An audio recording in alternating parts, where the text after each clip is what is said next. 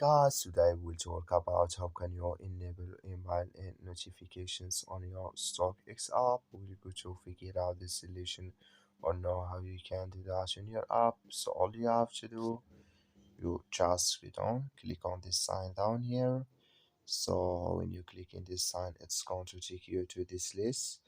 Then all you have to do now, you just click here on settings.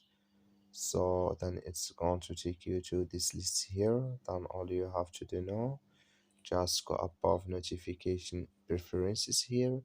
So then it's going to take you to this list here, and you come here to email notifications. So then you click in this sign here. Sorry, you click in this sign here. That like you see here, this color show for us. That's mean email notifications enabled with us now. That's all you have to do. Thank you for watching. Don't forget to support us by like and subscribe.